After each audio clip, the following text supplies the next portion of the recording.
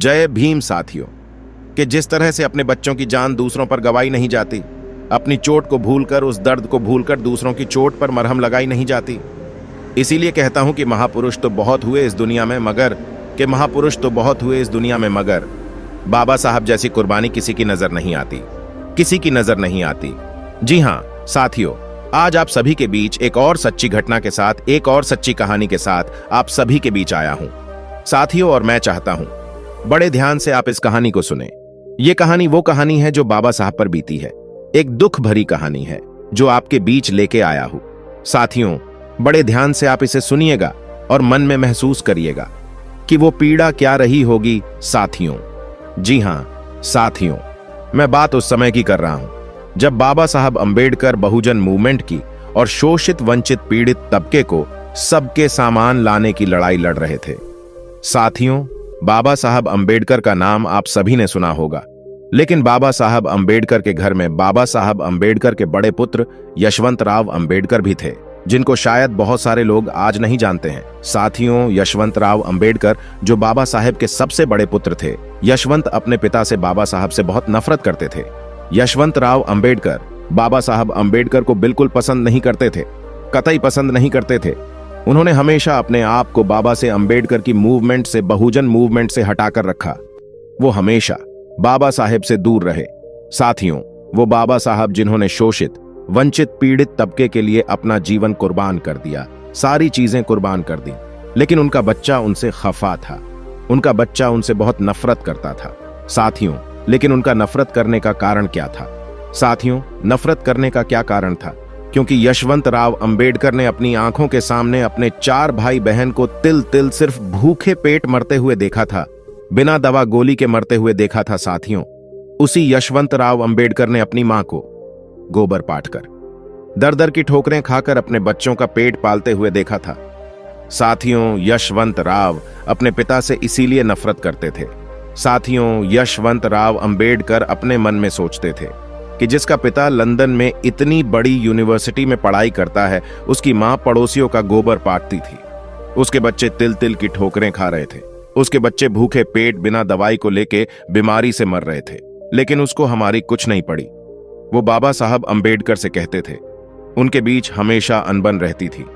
यशवंतराव अंबेडकर अपने पिता से कहते थे, इसका क्या फायदा?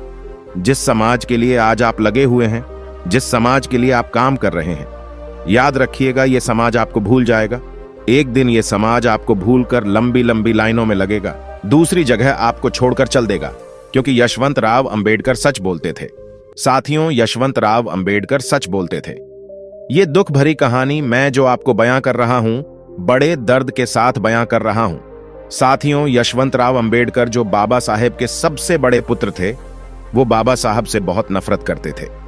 साथ ही यशवंतराव अंबेडकर और बाबा साहब के बीच हमेशा अनबन रहती थी, और उसी अनबन को दूर करने के लिए बाबा साहब ने यशवंतराव अंबेडकर के नाम से एक प्रिंटिंग प्रेस खुलवाई, ताकि वो उसमें व्यस्त रहे।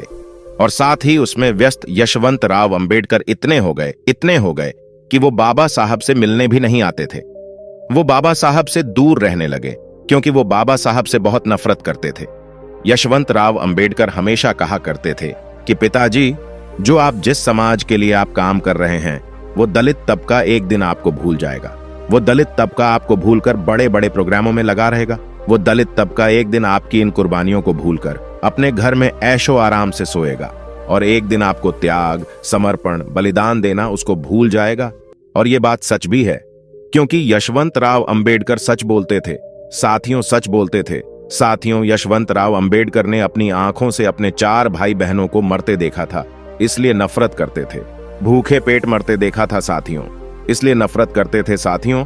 जब 1935 में 27 मई को रमाबाई अंबेडकर दुनिया से छोड़कर चली गई, तब यशवंतराव अंबेडकर ने बाबा साहब से कहा कि क्या फायदा आपका विदेश में पढ़ने जाने का, जिस समाज के लिए आप काम कर रहे हैं, उस समाज के चक्कर में आज मेरी मां मुझे छोड़कर चली गई है, मेरे 4 भाई बहन दुनिया छोड़कर चले गए हैं, लेकिन हमारे लिए कोई कहने सुनने वाला नहीं है।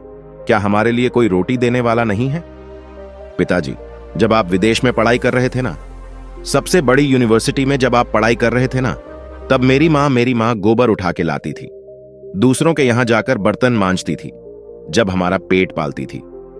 पिताश्री, आपको क्या दिखाई दिया? वो चीजें, इसीलिए मैं आपसे नफरत करता हूं। मैं आपसे जिंदगी भर नफरत करता रहूंगा। पिताजी, क्योंकि मैंने अपने 4 भाई बहन को, मां का प्यार को, आपकी वजह से, वो मां जिसने अपना जीवन खो दिया। लेकिन आपको नहीं पड़ी है इस समाज के अलावा कुछ भी। जरा सोचेंगे आप वो दर्द, वो पीड़ा क्या रही होगी। साथियों, समाज के लिए सब कुछ किया, लेकिन आज जो समाज घरों में कहीं ना कहीं ये सच बोलते थे, वो इसीलिए नफरत करते थे। कहीं ना कहीं उनका नफरत करना जायज भी था। साथियों, क्योंकि एक बेटा अपने पिता से बहुत सारी उम्मीदें करता है, लेकिन उम्मीदों पर बाबा साहब अंबेडकर खरे नहीं उतरे, क्योंकि यशवंत राव अंबेडकर सच बोलते थे, साथ ही सच बोलते थे। कुछ भी कहो, पर यशवंत राव अंबेडकर सच बोलते थे। क्या मिला बाबा साहब के इतने सारे त्याग बलिदान देकर? यशवंत राव अंबेडकर कहते थे कि पिताजी, जिस समाज के लिए आप आज काम कर रहे हैं, वो कल को बड़ी बड़ी गाड़ियां लेगा, लेकिन आपको याद नहीं करेगा जब आपकी जयंती मनाई जाएगी। तब पता है आपका समाज क्या करेगा? जब बाबा साहब अंबेडकर की जयंती मनाई जाएगी ना, तो गांव में, शहरों में यदि अगर 30,000 लोग रहते होंगे तो मात्र 100 लोग निकल कर जाएंगे, क्योंकि ताकि लोगों को यह पता लग जाए कि यह चमार का बच्चा है, वाल्मीकि का बच्चा है, या ये कोरी कोरी, पासी, धोबी, धानुक का बच्चा है। इसलिए वो लोग आपकी जयंती मनाने नहीं जाएंगे, और ये अब ये भी भूल जाएंगे कि ये वही इंसान है जिसने समाज में रहने का हक दिलाया है। ये लोग सब कुछ भूल जाएंगे, जिसने समाज के लिए दिन रात मेहनत की, अपने बच्चों को खो दिया, अपनी बीवी को खो दिया, अपने बच्चों का प्यार नसीब नहीं हुआ। ये सब किसके लिए किया? आपके लिए। आज मैं सोचता हूं, कहीं ना कहीं यशवंत राव अंबेडकर सच बोलते थे। साथियों, बहुत बड़ा कर्ज है हमारे कंधों पर। मेरे दोस्त, बहुत बड़ा कर्ज है। मेरे भाइयों, बहुत बड़ा कर्ज है। इतना बड़ा कर्ज है कि देश में रहने वाले समूचे एक भी व्यक्ति की औकात नहीं है इस कर्ज को उतार सके। लेकिन आज मेरे मन की बात है कि बाबा साहब अंबेडकर को आप सभी भूल चुके हैं, क्योंकि यशवंत राव वाकई सच बोलते थे कि जिस समाज के लिए आप काम कर रहे हैं, वो समाज बड़ी बड़ी नौकरियों पर लगेगा तो आपको भूल जाएगा। वो समाज सिर्फ एक कोठी लेने के बाद दूसरी कोठी पर ध्यान देगा। वो अपने बच्चों को अच्छी शिक्षा पर ध्यान देगा, देना भी चाहिए, लेकिन वो आपके मिशन की तरफ ध्यान नहीं देगा। जिस समाज के लिए आप काम कर रहे हैं, वो आपके लिए कुछ भी नहीं करेगा। जिसकी वजह से आपने अपने बच्चे खो दिए, वो कुछ नहीं करेगा आपके लिए। मैंने वो वीडियो की शुरुआत में जो शायरी गई थी कि अपने दर्द को भूलकर दूसरों की चोट पर मरहम लगाना, मेरे भाई, आसान नहीं होता है। अपने बच्चों की कुर्बानी किसी और के बच्चों के लिए देना, मेरे भाई, आसान नहीं होता है। ये बात इसलिए कही क्योंकि बाबा साहब अंबेडकर ने समाज के लिए बहुत कुछ बलिदान, त्याग, समर्पण किया है। सोचिए, जिसका पति इतनी बड़ी यूनिवर्सिटी में पढ़ता हो, उसकी बीवी, साथियों, किसके लिए? सिर्फ समाज के लिए उसकी बीवी लोगों के झूठे बर्तन मांजती हो, गोबर पाटती हो। वो अपने बच्चों का पेट पालती थी, उसके बावजूद भी उसके बच्चे उसके पास नहीं रहे। वो खुद इस दुनिया से चली गई। लेकिन आज कुछ लोग बाबा साहेब अंबेडकर को अपना मसीहा अपना कहने में शर्म महसूस करते हैं। जिस आरक्षण की वजह से आप लोग आज फल फूल रहे हैं, वो आरक्षण किसी और की नहीं, बाबा साहब अंबेडकर की देन है। लेकिन आप लोग भूल गए हैं। साथियों, अगर बाबा साहब अंबेडकर आपके लिए इतना कुछ नहीं करते तो पता है क्या होता? आपकी एक जानवर से भी बदतर हालत होती, उससे ऊपर कभी नहीं उठ पाते। लेकिन आज आप भूल चुके हैं। बाबा साहब अंबेडकर को आपसे निवेदन करना चाहूंगा, आपसे विनती करना चाहूंगा कि यशवंत राव अंबेडकर जो बात कहते थे, उस बात को आप झूठा साबित करें और बाबा साहब की मूवमेंट में चले। नहीं तो कहीं ना कहीं यह बात सच है कि यशवंत राव अंबेडकर सच बोलते थे। यशवंत राव अंबेडकर सच बोलते थे। बाबा साहब अंबेडकर की कुर्बानी बेकार थी, क्योंकि जो उनका सपना था, जो उनका कारवां था, वो आज भी पूरी तरह से पूरा नहीं हुआ है। और हां, लोग ना ही उस पर चलने का प्रयास कर रहे हैं। अरे शर्म नहीं आती आप लोगों को? छोटा सा कार्य अगर किसी का होता है ना, तो उसको चुकाने के लिए दिन रात आप लगे रहते हैं। किसी से 4 पैसे भी ले लेते हैं तो वो कैसे उस तक पहुंचेंगे, दोबारा वो सोचने में आपकी रातों की नींद हराम हो जाती है। लेकिन बाबा साहब अंबेडकर ने पूरा जीवन आपके लिए कुर्बान कर दिया। वह इतना बड़ा कर्ज है आपके ऊपर, लेकिन आपके कानों पर जूं नहीं रेंग रही। आखिर कब समझेंगे उस पीड़ा को, कब महसूस करेंगे उस पीड़ा को आप लोग? साथियों, छोटी सी कहानी में आप लोगों के बीच लेके आया। यह सच्ची घटना है कि यशवंत राव अंबेडकर ने जीवन भर अपने पिता से नफरत की, जो हमारे भगवान, हमारे मसीहा थे। लेकिन बाबा से मिलना चाहते रुक जाते हैं। अपने बच्चे की नफरत देखकर शायद वो उनके लिए बहुत अच्छा, बहुत कुछ कर सकते थे, लेकिन नहीं किया। इसीलिए आपसे निवेदन है कि बाबा साहब अंबेडकर के साथ चलिए। दोस्तों, बड़े दुख के साथ, बड़ी पीड़ा के साथ ये बात आपसे कह रहा हूं। बड़े दुख के साथ कह रहा हूं, नहीं तो वाकई मुझे कहना पड़ेगा कि यशवंत राव अंबेडकर सच बोलते थे।